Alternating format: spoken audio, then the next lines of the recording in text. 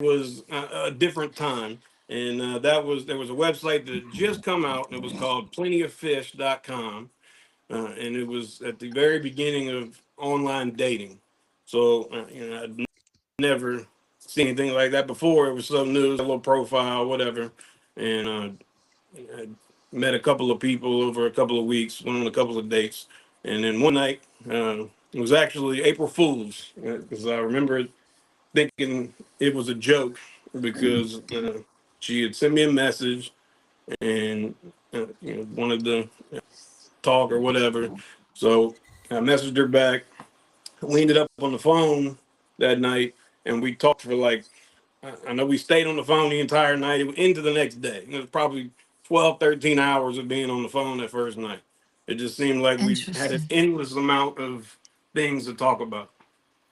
So we agreed to go, on a date, and I didn't really know what to do. I didn't have a whole lot of money. I was working at the casino at the time in the kitchen, cooking breakfast, working overnight shifts. So I wasn't making very much Mm. money. But I tried to make the best out of it, and had her meet me at a daiquiri shop right by the house, and we Aw. had a couple of drinks, and then I figured, we go downtown to Levee because that's a nice place to go for a walk, and they got the benches and all of that. So Are you from New Orleans? Baton Rouge.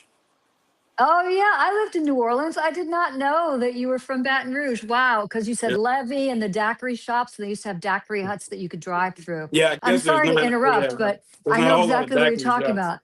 Yeah, please continue. Continue. Um, so it was a perfect night. It was a perfect night, and like I said, it was real intense, real fast. Because even immediately after that, the second night we was together, and the third and the fourth, and we didn't skip. I mean, it was every single day we saw each other after that for a couple of Mm. weeks, and then she was staying with her brother at the time, and she had two kids.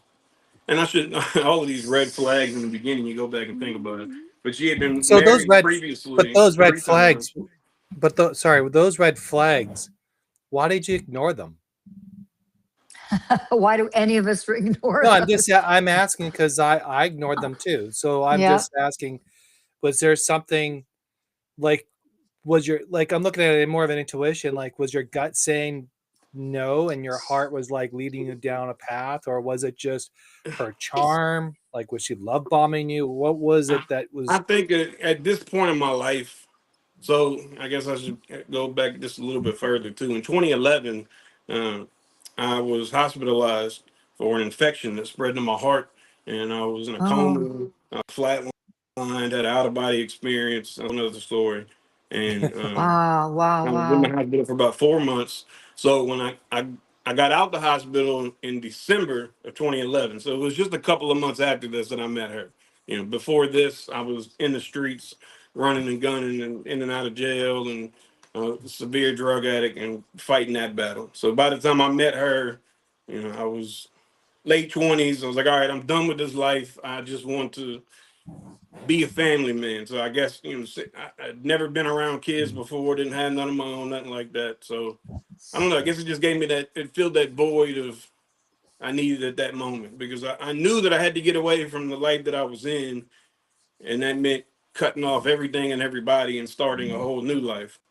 So I Yeah. guess I let them red flags go, thinking it's not a big deal. And she was married 3 times before me. I was the fourth. Wow. Oh. Should have known right then and there. no, Well, no you're relationships Well, with you were any adults. vulnerable. The thing yeah. is, you were vulnerable. You had just come off of being incredibly ill. You just come off of dealing with substance abuse, and you wanted to have a better life. And this Right. person That was came my along, found chances at a you. better life at that time, at least. Yes. So it was mostly filling avoidance and feeling validated as a man, because also have a legacy. Those are the Right. three things I'm hearing from you. And if I'm wrong, just let me know. No, that's And about it. so in those Mhm. three things, I can completely understand where you're coming from. And I know that's pretty hard for most people to understand, but that's what happens in those situations where, I think another big part of it too is her son, who was only 4 or 5 at the time. You know, his father was in prison and had no part in his life. So I immediately became that father figure for him, Oh, and we Oh, still have a okay. relationship to this day.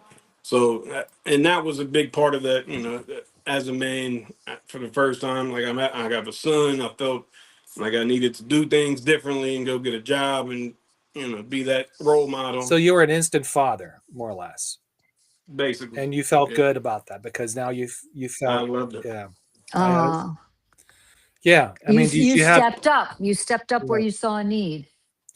So Absolutely. you're just working yourself through that, and then when did really the first abuse started to happen? Was it So 2 months in, 3 months in? within the first month, she had two kids. The older that was 5, and then she had just had a baby that was a year before. Mhm. So then the first couple of weeks we were together, she had reached out to father's parents and basically let them come and take the baby at that time because she knew it just wasn't the right. It wasn't a good time. We were both trying to Yeah. figure stuff out, and so it was the smarter decision to make at that time. So it was just the three of us. Well, after about 3 months of the three of us, she decided to send her son to go stay with her sister for a few months so that we can go get a new place and catch back up, and then in a few months or whatever, then we can go from there. So I guess it was really once we got that new place and it was just me and her for the first time without any kids in the environment. So it Right. Mm, instantly became, we cut off from the world. It was just us together in the house. And then, a little bit of drugs got back into play, but I fought it the entire mm. time because I didn't want it anymore. But, she still wanted to dabble with some stuff. So that was always a fight. And that was probably one of the beginning So fights as well. when did you start realizing that I need to get out of here? I mean, obviously the A stab long, was the one, but which a when long was, time, a long time past that. So we were married for yeah, 12, almost 12 years. wow. And Wow. when did that stab, let's just, I'm trying to create timelines here. So that stab happened when, what, Uh, 10 years in? the stab, yeah, no, you're about 10 years in. So then So it took you 2 more years to realize I need to get out of here. Or was that before 10 that? more. Did you have, what's that? Uh, about 10 more. So even Wow. through all of that, so say we in the first year, everything I owned had already been smashed. She get mad and cut my clothes up. I broke my nose, God, I don't know how many times. And even at that point, it wasn't even a question. It Mm, wasn't even a thought. It was just, how am I going to fix this? So, and over time, as things came out, I learned that she had a lot of mental illness diagnoses, Mm. and it was diagnosed schizophrenic, borderline, bipolar, depression. I mean, it was a whole list of them. So that's it would be these flashes. It'd be 3 to 6 months of this amazing time, and she's the perfect wife, and it's the perfect house, and everything is great. And then she would fall off on these tangents, whether she'd start overtaking her medication or whatever it would be, and it's like it would trigger that mental illness at the same time.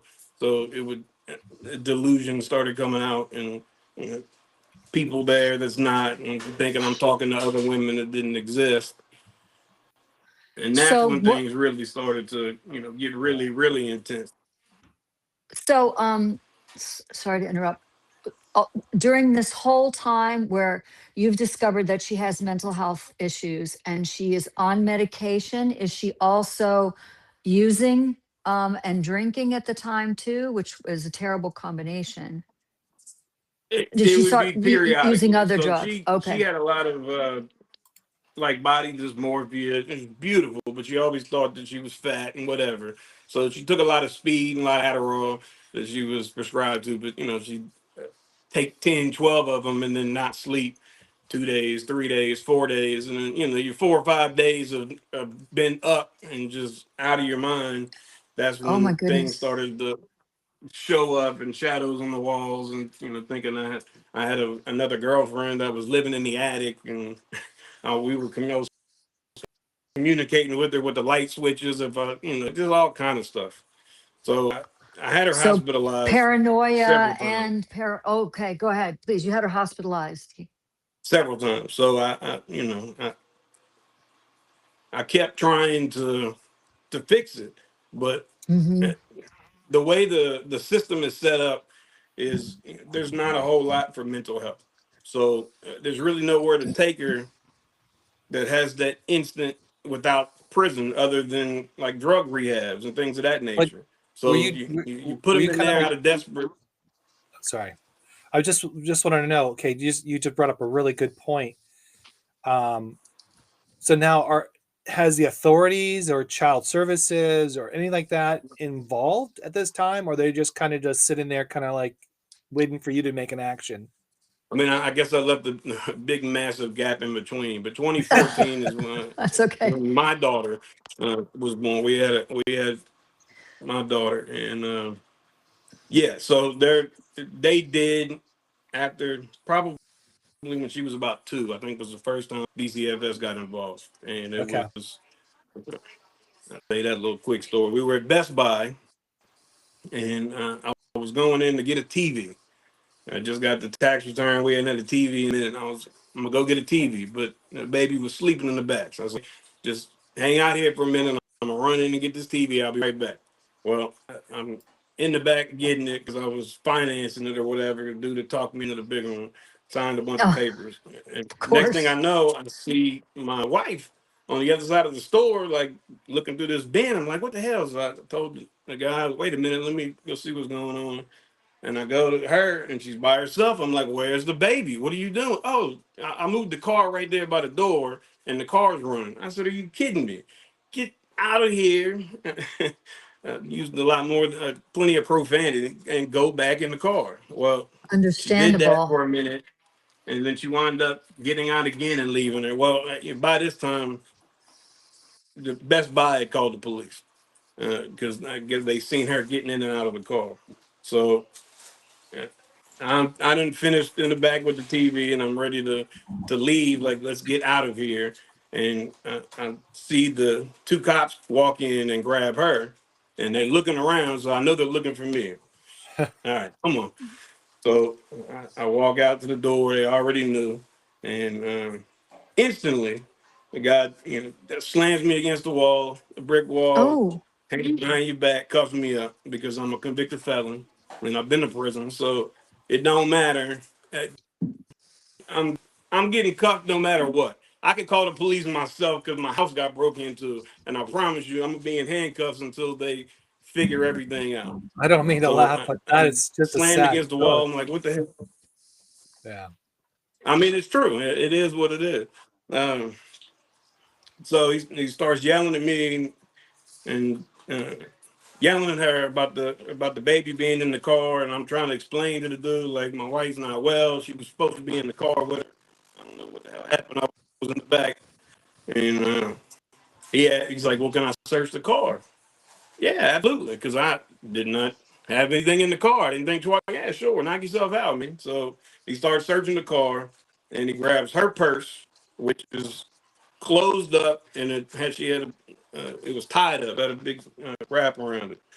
So he looked at that, and he was open this up, opens it up, digs in, and in the bottom pulls out a big giant bottle of pills that was all mixed up, and it was Xanax and Adderall and antibiotics, just 10, 12 different kind of pills. He shakes it. He's like, "What the hell is this?" Lovely. So mm, right there, I just didn't even hesitate. I said, "That's mine." And um, they took her out of handcuffs and put me in the back of the car. And I'm sitting there, and I can see them talking. And it was about 10 minutes past. And I'm like sitting there thinking, like, what the hell is going on? Like, why is he still talking to her? He comes around, opens the door, tells me, get out. I get out, and he takes the cuffs off of me. He said, "You're free to go." Well, his partner was cuffing her up. So I guess after I said it was mine, and they put me in the car, she went back and said, "No, it Mark, ain't his. Mark, It's mine." Mark, I hold on. don't mean to. Hold on Mark, I just one don't. second. I think your mic is not Sorry, your mic is frazzled. I'm sorry. I think it's might be the signal. We're getting Mic- a lot of interference Okay. with you, Mark. So can you test your mic again? Oh, that's probably why. Oh. Oh my goodness.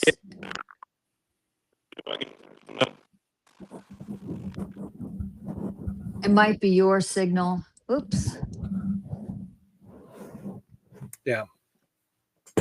And John, oh, we're having so much fun today dealing with this. Can you, the background music is still on from the intro? I Can you think hear that? he's added back on. Just give him 1 second. Okay. Yeah, there he goes.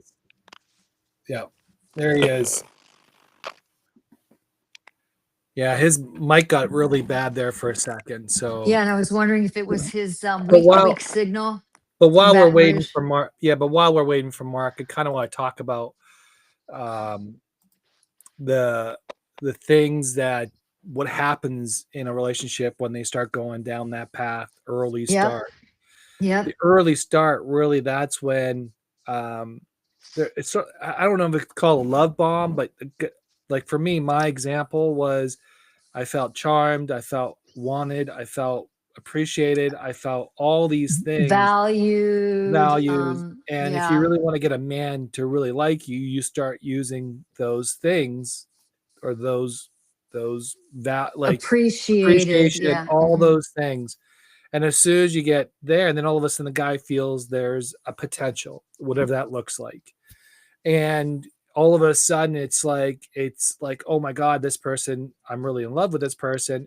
And I'm sure that happens on the female side in some ways. Yes, definitely. I But can the attest male to side, that. it's pure manipulation. And because you're just trying to win him over as fast as possible and then tie him up. And that's what happened to me. And then when I got tied up, Interesting.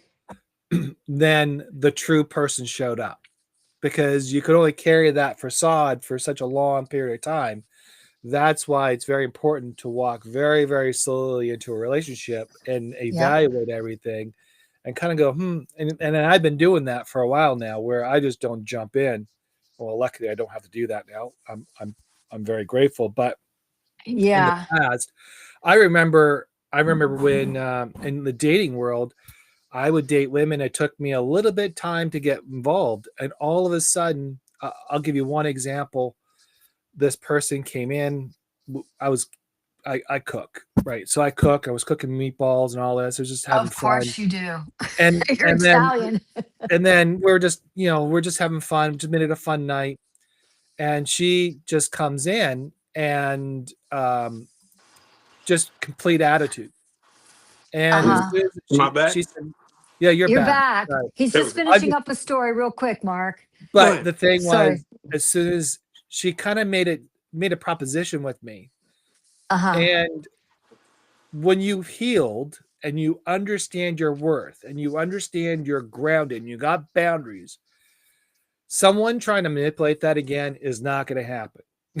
And And if it it didn't. does happen, it's so short It's so that you exactly. figure it out so quickly. So I just said Yeah. to her, I said, "You have a choice. We could either work this out now, or you can walk up the door." And she chose to walk up the door. Now, I will tell you this: she called me back a couple times later, and she said, "Can I get back involved?" And I said, and I guess I was just being bored. I said, "Yeah, sure. Let's just see how this goes." So we ended up. Bored. I don't know how you call it, but I was very curious because I was learning about this, and I don't mean this to be rude, but I was just learning how this dating would go and why people would call back.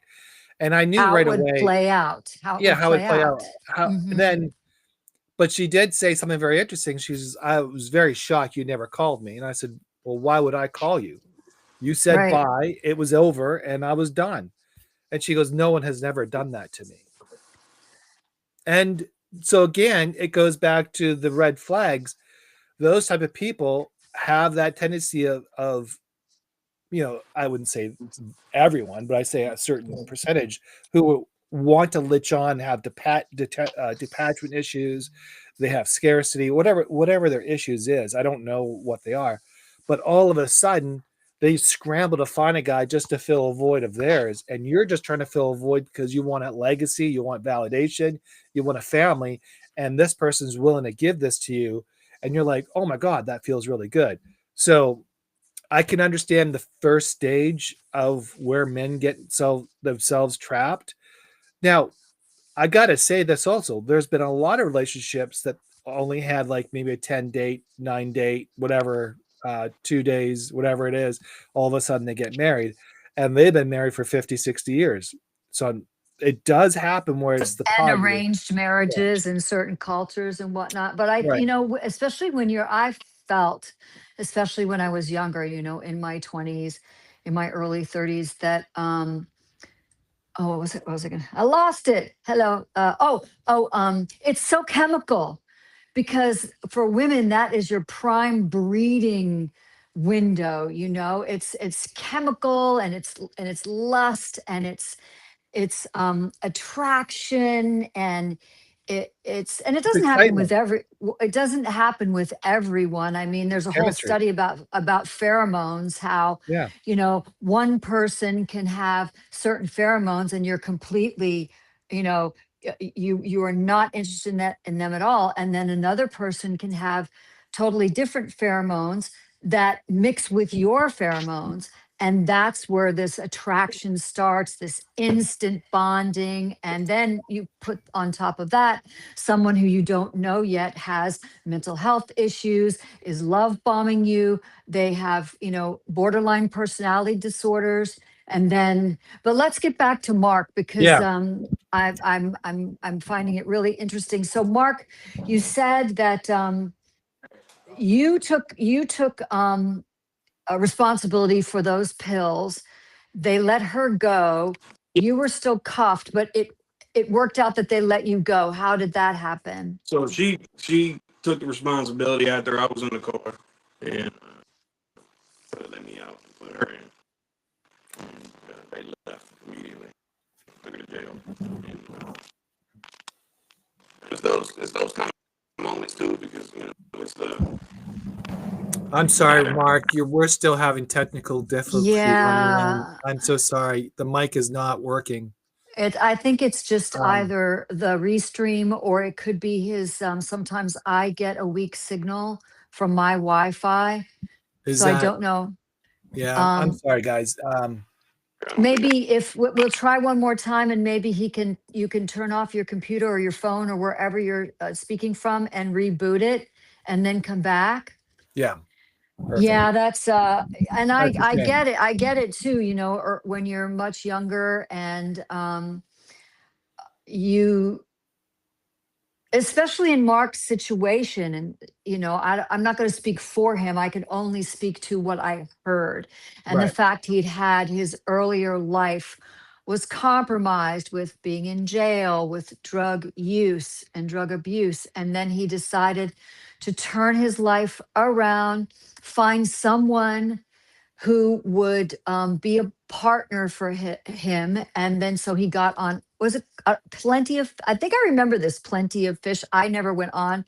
When I became single, um, I went on there for a nanosecond and realized it wasn't for me. So it wasn't my thing. But, and he finds this person, and they get involved. And I was talking with someone recently, about, I think there's a Japanese it so you take a bowl, and the bowl has cracks in it, and then it's filled up with gold, and that gold is called kensuke, and that's how we can put ourselves back together, Yeah. is to mend our bowl. I'm sure somebody who is listening may know the name of it, but anyway, so he was a broken bowl who wanted to he wanted to put his bowl back together and mend it better with the gold. And he tried. And mental borderline personalities, we have my grandmother from my mother's side was schizophrenic. And you can hold on to the facade for a certain period of time, whether it's a few months, a few years, and then eventually you're going to crack. You're going to reveal to the other person who you truly are, whether it's from a situation that happens, some sort of problem or issue. He's outside now. Ooh. Heading Does outside. that We're work? outside. Well, Does that that's sound much better? better, Mark. I appreciate it. If this doesn't work, we'll reschedule this and bring you back on. And I'm For completely sorry. sure. Yeah, I'm sorry. I don't know if you've seen the news this morning. That a bunch of websites went down, including AT&T. So it killed Yeah. my Wi-Fi today. I'm running off this. Well, No. we're streaming off of Restream, and it actually, I didn't know if that we had a, I didn't know if this would work today. I thought our backup would go back to Substack and do it live from there, but thankfully it's up and running again. So yeah, He's back. Well, I there got a is a couple more bunch of bars, touches. so hopefully it'll Yes, stay. please continue. We were just Okay. vamping until ready. We were just, Yeah. So- So okay. I kind of want to. I want to get back into your story now. Now you're kind of like, I want to walk past that initial thing, but I really want to get to more of your soul work. And what did that take yes. you to recover? Because a lot of men's journey doesn't end at the first marriage per se. It usually there's a couple more after that. But what started to like, did you start looking for peace? Or what was the initial thing you wanted after your marriage went south? Yeah, every action, everything that I've done has been because of my daughter. So Oh. at the point of when the night I got stabbed, my daughter was there. She was Oh wow. maybe Yeah. 4 at the time, something like that. And then it was a year later when she tried to kill me again on Christmas morning. Jesus. First time Yeah, was a success. Let's try this again. tried it Why? again. That's another story as well. But this time she didn't actually stab me, but she was chasing me around the room with the knife. And my Wow. daughter was 5 at this time, and Oh. she was underneath the bed because it was Christmas morning. So she was hiding under the bed waiting on Christmas, and woke up to us fighting, and Mama chased me around with a big old butcher knife. So she runs from underneath the bed and jumps in my arms, trying to, like try to shield me from mom. Oh. So Oh. that was kind of the moment for me where uh, that was it. I knew, that I had been trying and trying and trying for so many years until that point, and letting so many things go, but that was the last straw for me. And So then she when did wound up getting so arrested that day. so that happened. So like when did you start doing the recovery? Like Well, did you that have to was the go to last therapy? time I seen her. So when they took her away that Oh, Christmas morning, uh, oh. So it was a very in the back automatic. of the cop car, holding my Yeah. daughter, standing in the middle of the street, that was the last time we both And so seen you her. get restraining orders and all that in Yeah, place? Okay, yeah, so she can't see you, she can't see her daughter. yeah. I haven't Um, seen or heard from her. Apparently, she went across the country on a bus and whatever. But it was, I left because of my daughter. Is once I realized it was no longer just me in harm. When it was just me, it didn't matter because no matter Mm. how wow. crazy she got, I didn't really think that it would ever, she'd ever do anything to our daughter. But once that happened, I was like, all right, no, it's dead. So uh, Was it so I'm gonna so through this process now she's gone, she's done. she leaves and pretty Like much goes into a were you depression, I guess broken? you could say. Were you It was. broken I at the wasn't first? sad. I felt relieved. Okay, good. Mm. Honestly, I felt really Yeah. relieved, and I wasn't sad at all. I mean, I still loved her. I still got love for her to this day. So But you had Mm. relief though at the end of the day. You were relieved that was over. it had been so long and such a long road, and every day was, you don't know what you're gonna get. Yeah. And when you living like that, it's a horrible way, and it bring me back to when I was in prison. When things got bad and you knew they was about to get bad, you went to sleep with your shoes on because you didn't know if you was going to get woke up somebody beating on you, and that's how I felt Mm. living with her. I got to sleep with my shoes on every night because I never know. I'm just in the middle of the night get slapped in the face and accused of doing something I never did, and Yeah. Mm. So finally being released from that was the most relief I think I've ever felt in my life. So did you feel alive? Did you feel like you have a reason now? Your daughter and you are having a life? Are you guys moving I just forward? felt I felt immediately that I had to get things on track for us because Good. at this point we're so deep in debt and things had I'm been sorry. so bad and then got kicked out of every house we ever been in and didn't have a vehicle and it was Well, how are you now? Are you how you doing now with all that? still a struggle because when she stabbed me she severed some nerves which disabled me. So Mm, I'm still Oh, pending fighting for disability. It's been about 2 years, and now with the government shutdown, it's I'm still sorry. pending as well. But oh, everything happens for a reason. I always believe that, and Well, I how remain are you? positive. Can I ask you this? How I don't mean to pry in. If I do, just let me know, John. That's Oh, you off good? boundaries. um, But Mark. how are you making income? Like, how are you doing this? How? So Because I get if someone else out there wants to help you, for example, in your situation, it's been really rough yeah, going, but that's kind of what I started Substack for. You okay, know, Mm. I didn't. It really started because I was online just looking for ways to make money online, yeah, and I just got the thing. It was like, hey, well, you can write for Substack. Well, I never wrote before, so I started thinking some of my stories and just writing them out as like I'm telling you here, and posting them really just to get it off my chest, not thinking anybody would ever read it. And So Uh, boy, was I what was wrong your about that first? one. But what was your first example of when someone actually read your article and they commented? What was that feeling like?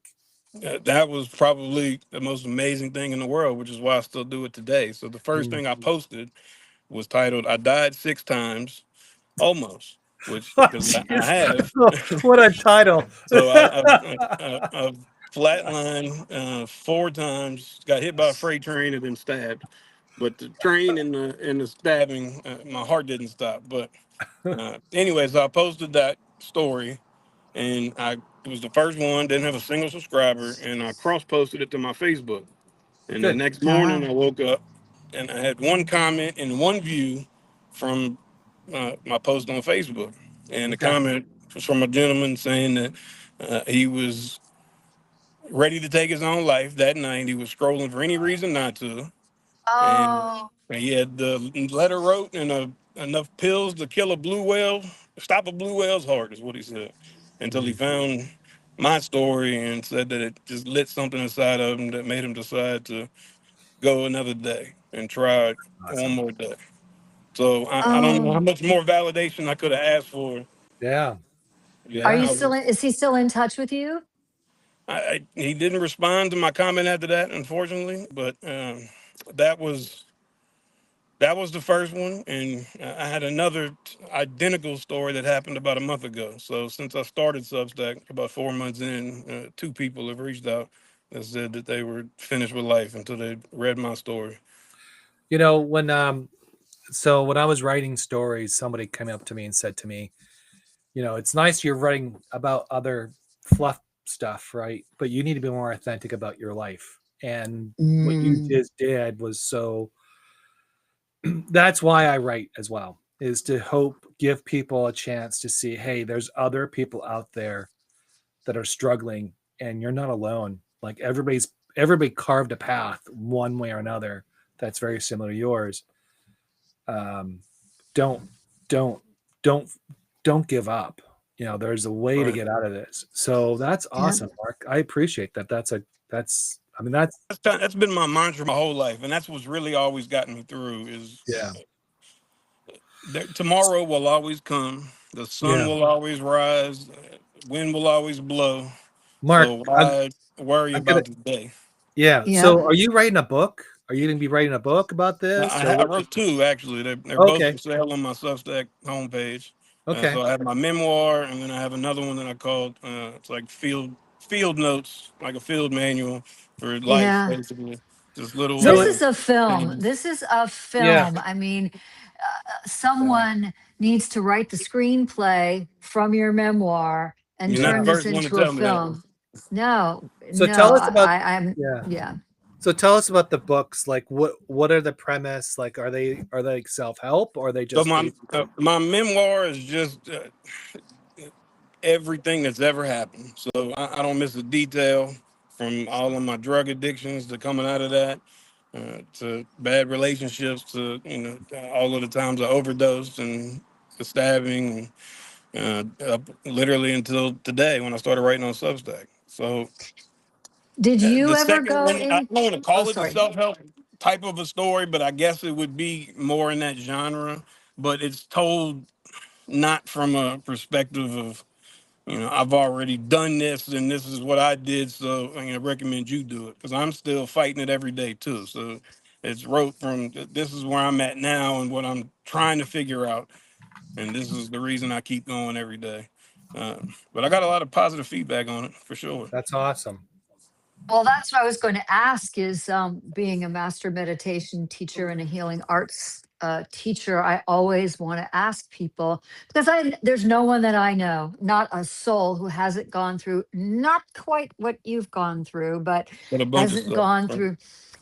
gone through broken dark times, myself included, John included. And what did you reach out? You said you're Catholic. Did you reach out to your faith? You So said that you used the word mantra. Do you meditate? Do you walk in nature? What did you do to start lifting you up to help take care of your daughter and be the best for her? I've, I guess, religious wise, I, it's always been kind of on the fence with a lot of things when it comes to basic, the organized religion. But being a Catholic, I was a ghost hunter for many, many years, and studied demonology and was a part of a couple exorcisms, Interesting. and it was something that was always really kind of near and dear to me. But in my older ages, and I kind of got into some basics of quantum physics, which that led into learning about Yay. energy and 0 point energy and things like that, and meditation and manifestation. So, and I've been testing this, and it works every single time. Yeah, our words are so powerful. What you say is what makes your life. So when I said Yep. I'm gonna write a book and I'm gonna be a published author, I said it like it was already happened, and I signed my book deal about 2 weeks ago. You And Oh said a my book gosh. deal. I did. Congratulations. That's Thank you. huge. Wow. Now, it was no money up front, but I didn't. I'm not having to pay to have it published. In other Published. words, That's So great. let's talk about that a little bit because Kaz and I do have books and we publish them and all that, and we kind And of I have. have a publisher similar to yours, Yeah. but So he's is yours now going to be the marketing part of it, or are you still involved in the marketing? What kind of uh, control do you have on it? it's pretty much all of them. Uh, Wow. they're in the UK, so it's a London publishing house. Okay. So I'm still kind of figuring out exactly how. I know it's a little bit different. Yeah. Like something about every book that gets published, they send one copy to every university in Yeah. England or something. So that's kind of a mind trip for me to think That's huge. my story is going to be in a college library somewhere Awesome. across the water. But um, So did they reach out to you, or you reach out to them? that one I reached out to them, so I submitted my manuscript to them. Wow. Wow. But I've Congrats. had quite a few that reached out, and I You did had a few no's, Indiegogo, right? and I did Kickstarter. Yeah. Kickstarter went pretty well, but I didn't hit the goal at the end. But uh, Publicizer, that was probably the best one. I think I had Wow. 4 or 5 publishers reach out. But So what about your I daughter now? How is she doing? much better. Uh, How she old is she now? If I she ask. is 11. Oh, So very oh cute. wow. it's been me and her entire life. So Yeah, mommy was always in a rough spot, so she went with me everywhere, and I had that car seat with me everywhere. She has never left my side, and I don't think that's she's awesome. spent a night without me. She wouldn't know what to do. So 11 Oh, years old, that's a really beautiful age, I have to say. Yeah, They're that's that, interesting age. that's a It's about she's about to daddy blossom. daddy can never do anything wrong. Like it's all about daddy. It's all that about is it's all that is about you. true. but now Yeah. it's, the puberty's coming out, and things that I can't That's what help I with. was You know what I saying. mean? You need to write a book about that. After all you went through, you need to write a book, Yeah, father being and a dad single. raising a Yeah. girl, it's Yeah, that'd be a good book. interesting. Daddy girl. Um, Yeah. It's so fabulous. I mean, your life is just so yeah, it's That's what I live blowing for. my mind. So you having lived it, I mean, every day do you just let that go from the past? Well, obviously you haven't let it go because you've written it down because you want other people to read it, and other people have been given solace and the will to go on because of your story and the fact that you said, I'm not a writer and I just thought I'd get on Substack. And a lot of people listening are maybe aren't writing on Substack. They're just reading and following people on Substack, but in their heart of hearts, they really would love to write. I'm not a writer and blah, blah. You're I think living people think proof about it that, a little too much. You just got to put it down and post it. Everybody was so worried yeah, about putting out this polished product and hovering over the post button. I don't care personally. I mean, I just write it like it happened, and I just put it out there. You're gonna judge me or think it's cool, and I guess most people think it's cool, and that's why I believe it works, because I am it's authentic. real. It's It totally it is real. real. It's You're dark. totally It's gritty. raw. Yep. It's yeah. all of the above. But the See, more John, I being know, vulnerable, telling your story like me. When we talked about this, I said, I don't call myself a victim, but I have experienced domestic violence and attempted sexual assault. He didn't get away with it. But, you know, it's something I have never talked about. Only a few people knew about it. And like you holding on to your story, and it happened to me when I was in my mid to late 20s, you holding on to your story, especially now that so many people, male, female, any sexual orientation, are coming out, whether people believe them or not. I mean, why the heck would we come out with it? Right. But just to get publicity, just to get press, just to get our 15 minutes of fame. Right. None of us need it that Yeah. badly to make something up, but if we have one single chance to help somebody who's got a bottle of pills Right. not do it and live one more day and one more day and one more day, or somebody to put down that drink, or put down that drug, or say I was abused and domestically abused, and I'm going to tell my story. Telling your story People, gives you some of the power back. When you get in, you're relinquishing power to it. you're right, it does give you some of your power back. That's right. Well, yeah, because abuse is all about power, and people who feel powerless, that's the way they get power. I was just reading before you came on that that's the statistic in domestic violence, is that it's again, I'll read it again, a pattern of behavior used by one partner to gain or maintain power and control over another. And typically the abuser does have some substance abuse or mental health issues in some way, shape, or form, or they were abused. A lot of people that I've talked to who became bullies aren't bullies anymore, became bullies because they were bullied in their home by a parent. So, or by someone in the family. so I think we're gonna be running more technical issues here with Mark. I'm I hope. hearing an echo. Yeah. Um, I don't know if you're listening, Mark. Do you hear us still? Yeah, it went kind of staticky and quiet again. Uh, Yeah. Okay. I can Yeah, hear you. yeah, I can hear you yeah. low. I do have. I want to kind of make this about your. Well, there it goes again. Maybe the universe, you know what because I'm very much into universal energy. You talked I about lost it energy. completely. I'm sorry. Well, It's that's okay. okay. Just hang on. if you can hear me, John, you know, I'm very much into universal energy. I'm very much into energy. I'm a Qigong 3rd level teacher, Reiki master, meditation master teacher. I'm getting ready. I'm studying Oh, to be he left able us. to So do hypno meditation. And I believe the universe is talking to us that we need to have Mark back.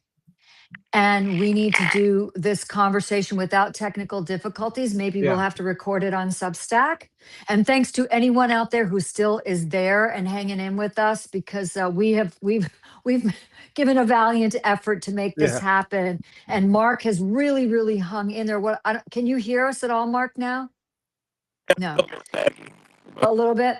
But I yeah. was He's saying, still Mark, tight. I think the universe is telling us that we need to do this again with you. Would that Yeah. work for you? Would you do it?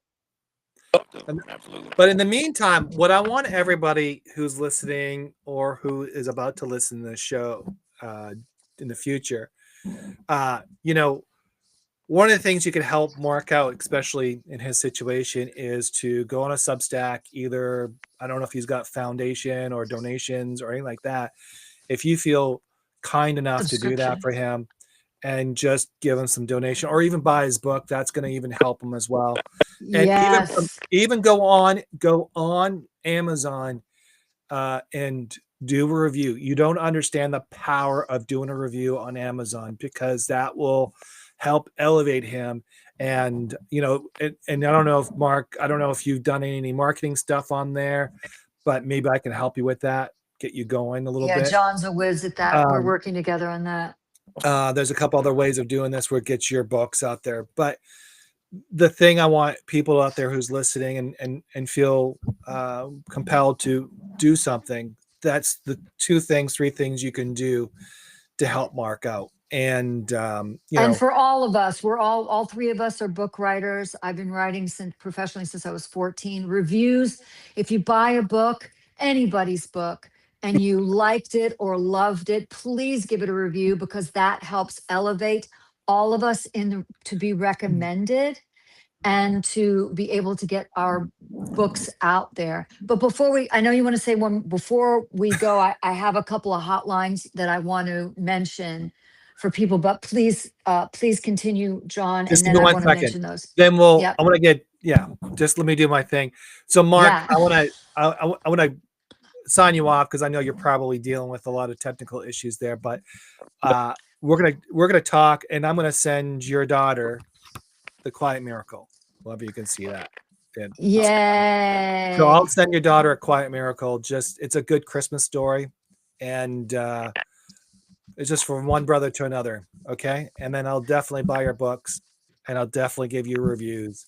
Yeah, and Okay.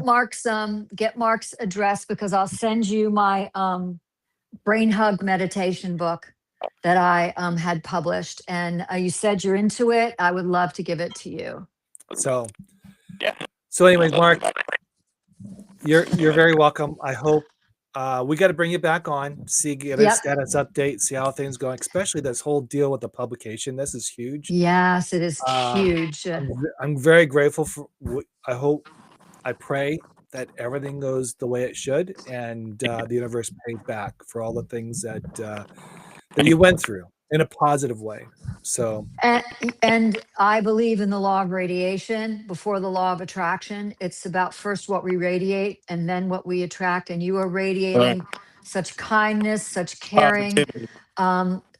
So you just continue radiating your beautiful, beautiful self, and you will continue to attract the best for yourself and your daughter. well, thank you, Mark. We appreciate you coming on. We'll get you back Yep. on. We'll fix up the technical stuff. All right, 100%. buddy. Appreciate it. Thank you. Talk to you Take soon. care. Bye-bye. All right. Be well.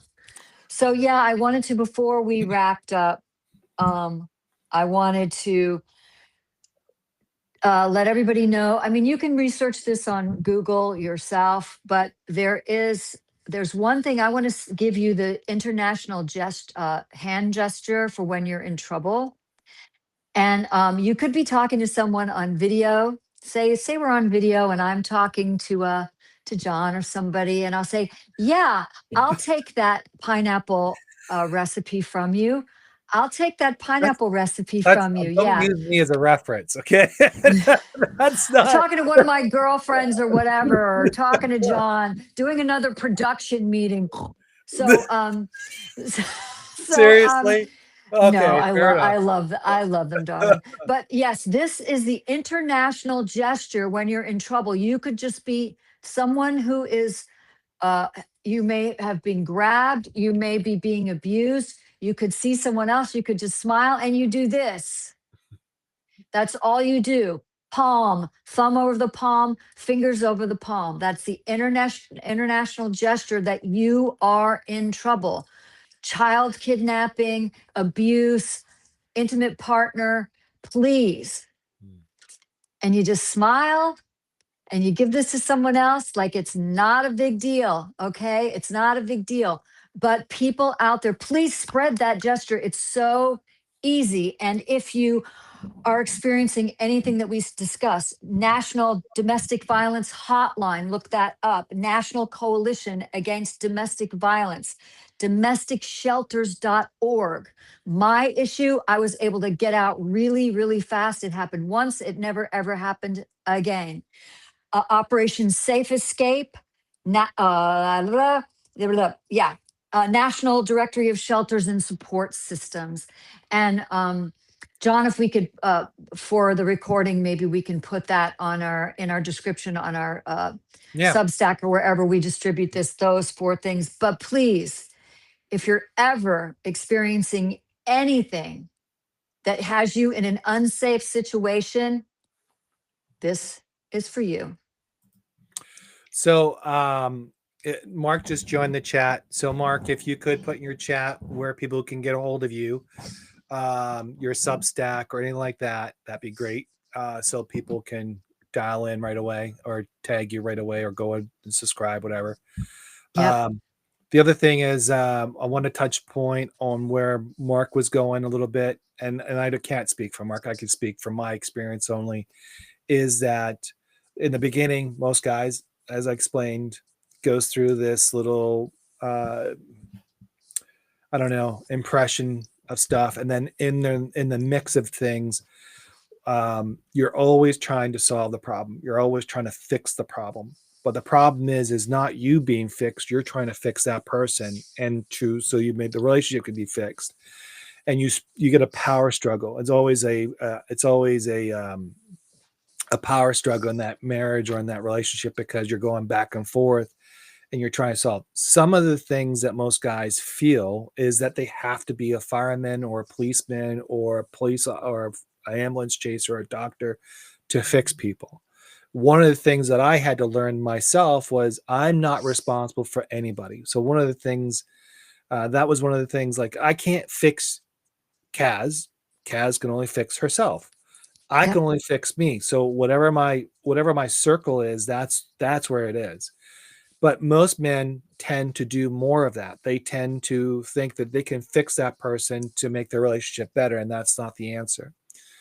So when you fix the person's problems, right, not just fix the person, their mental health or whatever, but whatever problems the person is having. oh yeah, you feel like you fix can the help house, them, repair the you can car, fix the yeah, problem, or you can help them fix the problem. And yeah. you don't have to. You do And then not the other have to. thing is when men get out of it, usually they're seeking peace. They just want peace, Mhm. and that peace becomes very precious in their lives, and so they'll just find a place. And sometimes that's why suicide is up, because they just want the peace. They Yes. want the noise. They want all that to go away. And if they don't feel peace, it's just because they feel shame. They feel they're not worthy. They're not living up to people. Now, sometimes some people may say, well, I don't want to disappoint people. So that's why Yeah. they don't do suicide. But some people, it's complete suicide because that's how much guilt and all that kind of stuff is happening. So when I was looking for a partner, I had a tremendous amount of boundaries, and all those boundaries were necessary to protect me. Nothing to do with that person. It was me. and I needed to kind of like feel things through and kind of like be cautious. Now, it's been hard because, or it was hard because I was the person that would always be a gentleman, buy everything and do all that kind of stuff. And I didn't. I've stopped extending myself because, when you go on a couple of dates a month, that's a lot of money. And more importantly, you get to see how if you've gone through the work is a different story. And my work was, I went through a psychologist who was a female. And my whole premise to her was, I want you to knock the thing out of me because I don't want to go back to where I was. I want to found my foundation. I need you to be hard on me and kind of convince me Wow. not to do that. Now, that was because I knew, because growing up as a Gen X and being coached by people that are boomers and all the older generations, they didn't have any nice words to you if you screw up in hockey or baseball or whatever you played in. So I resonated to that a little bit. So that's why I asked her to do that, to help me get through. So Mhm. when men kind of get there, their life completely changes.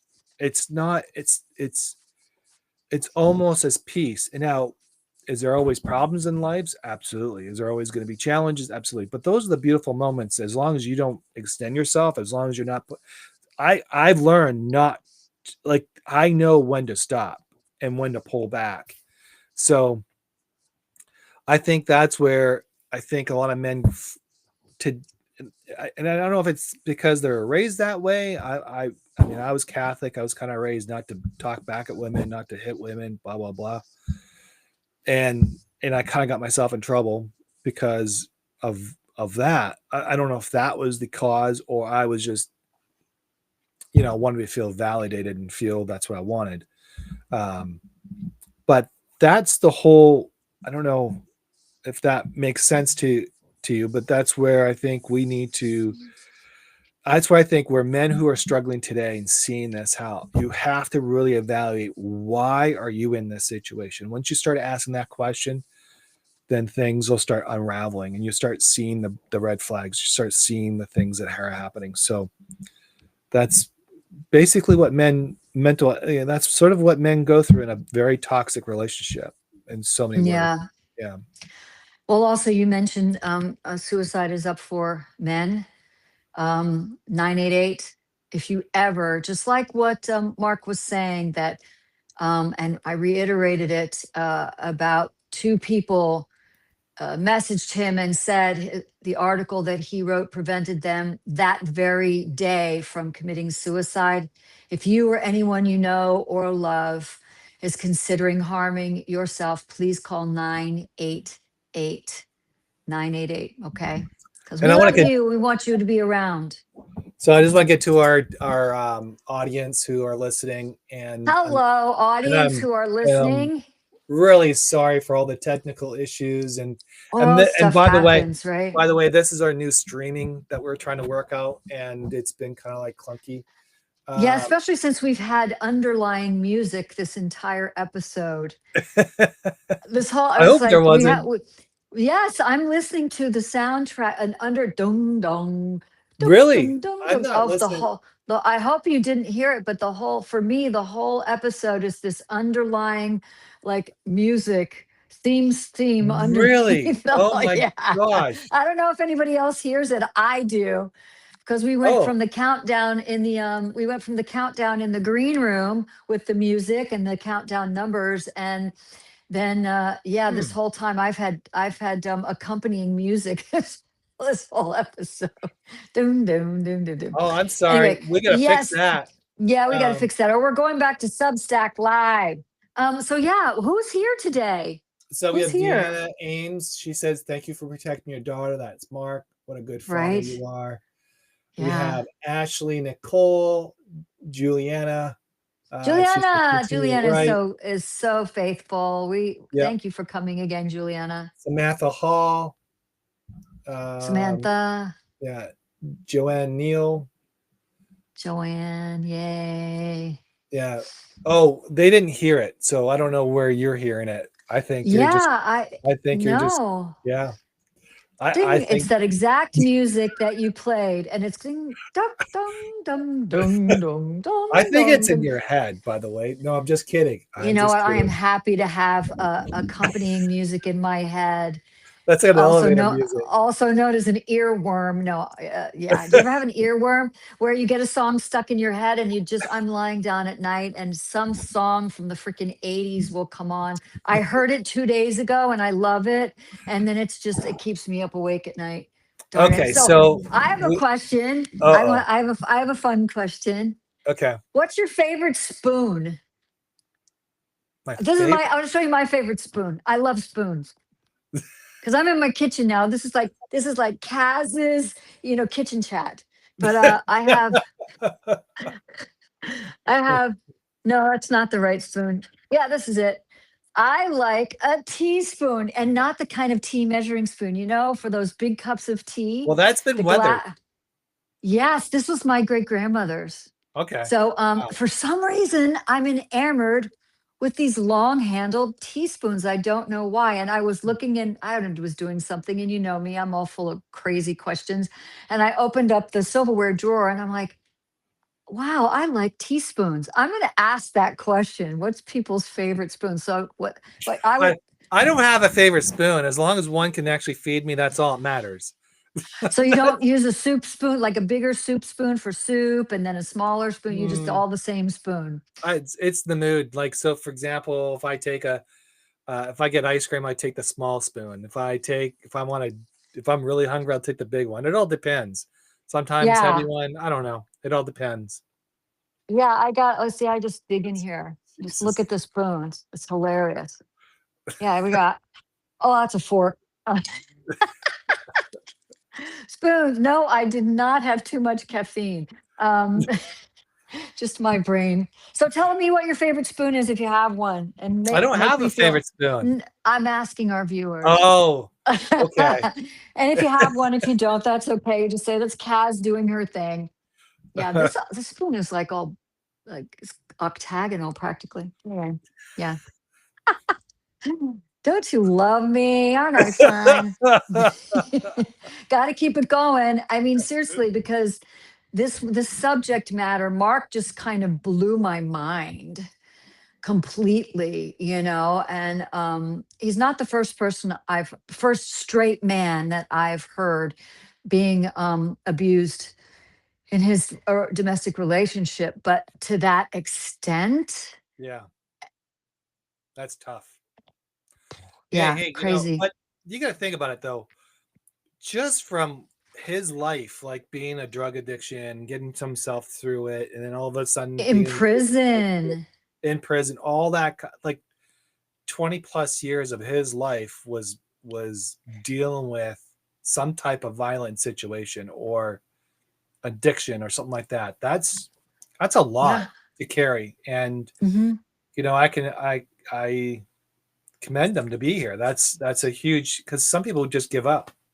They would give up. Or And they just won't share it. yeah, They kind of either bury it or they don't. I mean, if people don't want to talk public about it, that is their right, because some stuff is so deeply personal and is so deeply violent, um, and aggressive that to to be able to discuss it is not easy, or to bring, or not wanting anyone to know that this happened to you. And that's what's, for women forever.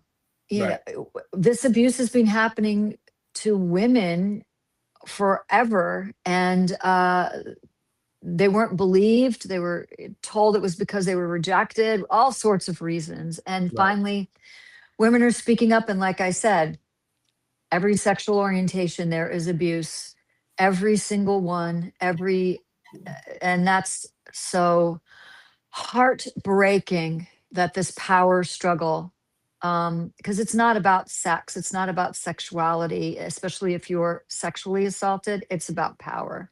right. So It's anyway, it's win at all cost. That's how I look at it. It's win at all cost. No matter how you do it, it's just win at all cost. And yeah. yeah, So yeah, I'm gonna do it. Well, shall we we're going to reschedule Mark. So yeah. And we'll do that. I know Next you'll do week, that sooner than later. Yeah. Next next week. Yeah. next week, I think. Hang on, I don't have my. Wait, I do. Hold on. I got my calendar here. Hello. Where's my car? On the 27th, uh, Jennifer Haddock. Yep, Jennifer. That's right. And tell us about Jennifer. Oh, gee. Did I just put you on the spot? Yeah, you put me on the spot. So Uh, Jennifer is someone that I came across. I think she was the one that created the poem, and it was about standing in front of the tree, and then I just kind of like she added on my poem or my story, and then I just kind of like took it, and then I wrote a story about her. She's actually pretty involved on Substack. So, and I think she's a behavioralist. oh, wow. Yeah. Awesome. So I'm, yeah, She yeah. can So teach me how to Jennifer Haddock behave. is a PhD, explores life, love, spirituality, radical behavioralist lens, essays, poetry, fiction, full life examples, private events made. So she writes poems and all that kind of stuff. But I thought it would be kind of cool because it's mental health, obviously, and that's one of the things that we need to talk about because when she was like writing about in front of that tree, I don't want to put things in her, but I thought it had to do something about suicide or not depression or something like that. So I thought it'd be good to bring her on to have that discussion about that tree and what that symbolized to her and how did she overcome that? And that's really, and then obviously getting on Substack, and that's really where we want to go with it. So yeah. Yeah. In the meantime, Mental health is health. yeah, So many people I know in my mother's era, if you had mental health issues, you were just labeled crazy. And yeah, now we've come to understand that mental health is chemical and it's just important as our physical health, and it affects our physical health, it our does. mental health. So with that said, one of the things I really want to encourage everybody to make sure that one of the things that we're trying to work with is to encourage people to actually buy people's books off of Substack. If you love them, buy their, but also do a review, especially with Mark. That's a man who's trying really, really hard to make a difference, not for himself, but also his daughter, and leave a legacy behind, which is going to be a remarkable legacy. And I can see that being very promising for his child and himself. So if you feel a little bit willing to give, that's part of this program, is trying to help others along the way. And that's one way we can help him. So either go buy his book or, subscribe or give a donation to his Substack, whatever you want to do. But if you do buy a book or you feel like just reviewing, just the sake of reviewing, please do. That's important. And on other notes about us, one of the things I got in the mail this week, Your new book? the final edition, Oh, or not given. Yeah, yes. edition. It's your new book. I mean, you've got 2 books out. And I was going to say, books make great gifts. Substack membership makes a Yes. great gift. Books make a great gift. If you're into meditation, I've gotten such amazing reviews on my meditation book. John and his new Earned Not Given book, and his book, he does a new take on the Joseph and Mary and Jesus story in Bethlehem, PA. It's really, I find it quite genius to well, you're in PA, so Yeah. and there's really a city called Bethlehem, so And that's Nazareth amazing. and New Jerusalem and a Calavir or Oh, Calavir. That's how I say that. That's where I don't know. that's where Jesus got crucified. I'm Buddhist. I mean, I know Yeah. all I'm about it, sorry. but I mean, I I know all about Jesus and Muhammad and everybody. I just happen to be Buddhist, so I'm not really sure of the minute details. But this week for me is I'm working. So I had 3 mentors that give me the forward. I plan on visiting them, signing the book, and handing to them. Also, all my paid subscribers will get a copy of the book for free. So I have to reach out and get their addresses and things like that. And that goes to the founding members. So if you're a founding member, you get a free book.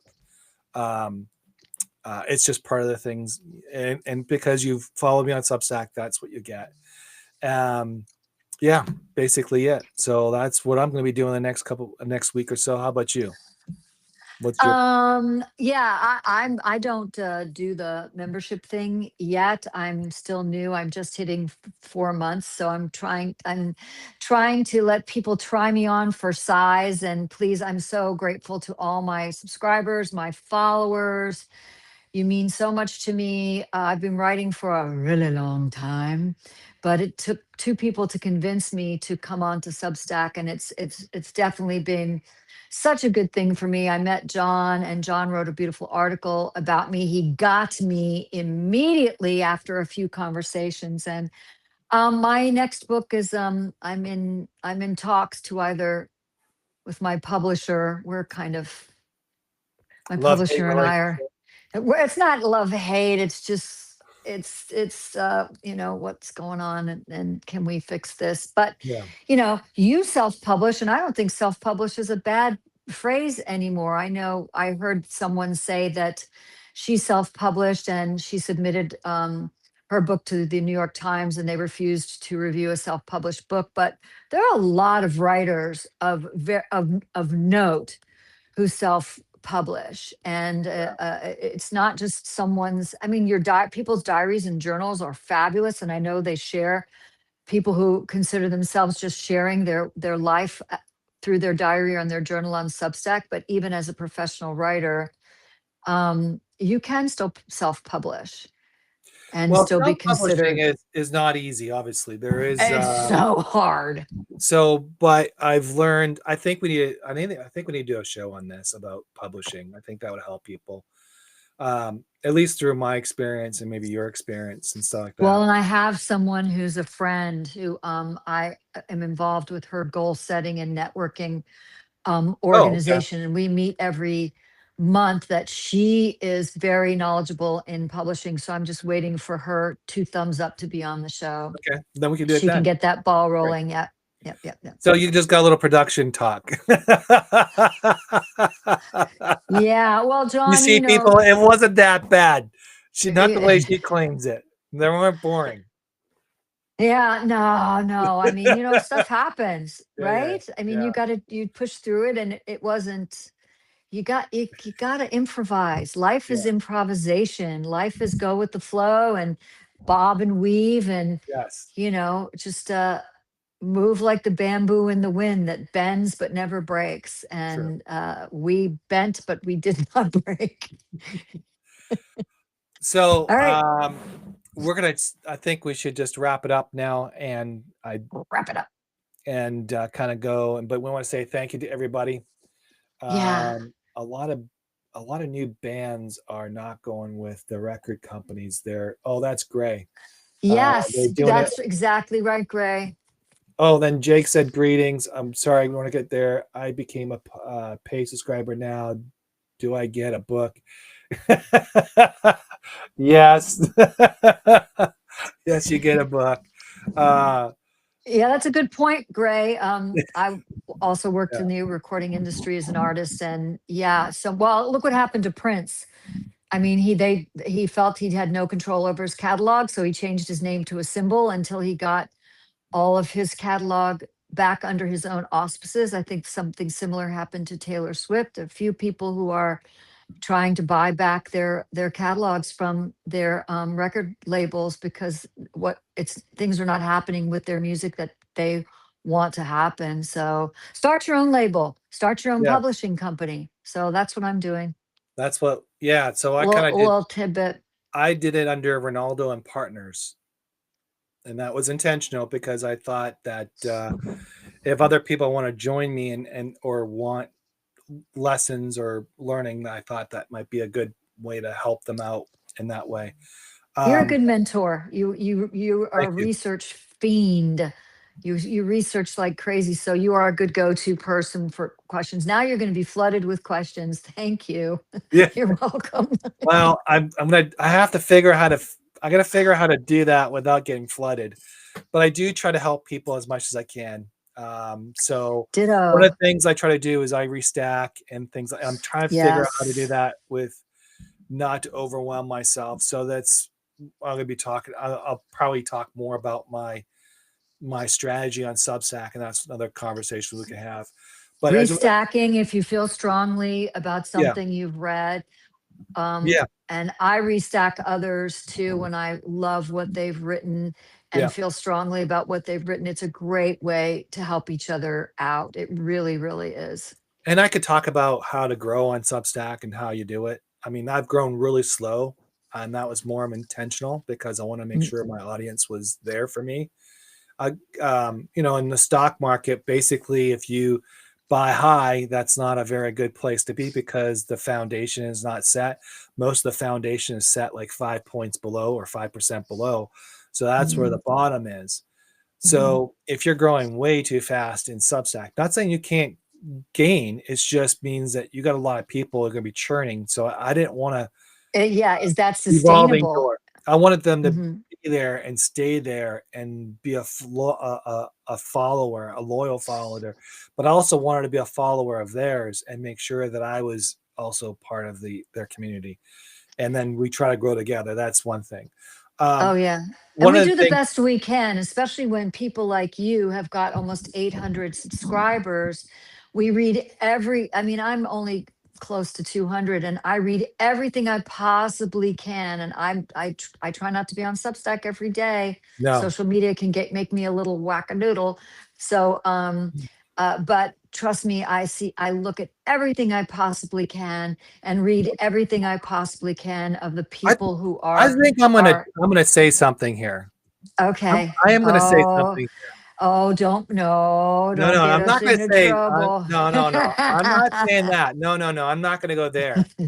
But Oh yeah. the first thing I want to just touch one thing. If you buy the founding member on my subscription to get a book, not the yearly subscription, the founding member, you will get a signed copy of Earned Not Given, and the other one will be The Quiet Miracle.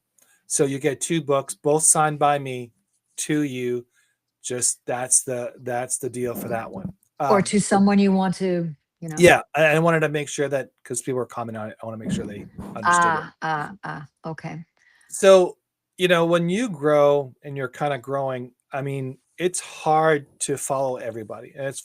And one of the things I think our community is about is helping each other and elevating each other along the way.